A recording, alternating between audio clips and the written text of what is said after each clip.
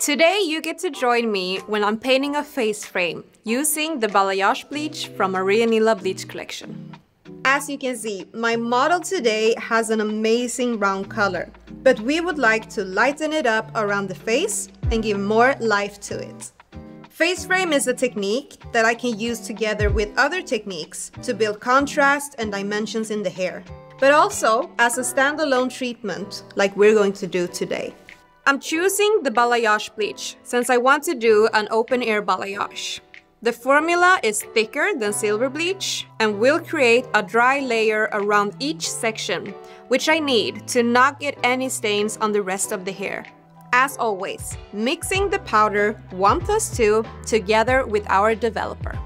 Since I'm working with open air balayage and won't use any papers or foils, I'm carefully planning my sections before I start my application. I'm observing the natural movements of the hair to know exactly where I'll put my sections. When I'm ready to start painting, I first take my section and stretch it. The section is thin since I want a good lift today. I'll be backcombing the sections to create a more faded result. I start the application by painting the section in the middle to have control of the amount of bleach I add. Watch how I take a small amount of bleach on the brush each time. I'm then working up against the scalp with the brush.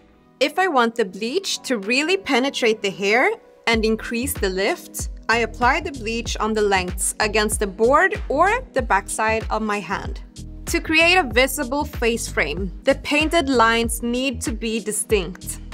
You don't need to be afraid to paint wider lines. You need that to create the contrast to the rest of the hair. Also apply a great amount of bleach on each section. If you really want a nice lift, the section should be all white. See how I'm working around her face on both sides and then placing the sections in the partings depending on the hair's movement and how she naturally styles her hair.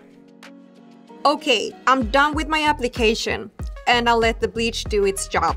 Don't be afraid when the formula is drying. It's supposed to do that to protect the rest of the hair from stains.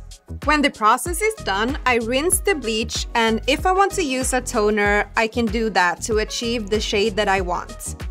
I'm finishing off with Silver Shot to lower the pH and add moisture and shine. Now, let's take a look at the end result. As I said, we did this face frame to give life to the hair and create dimension.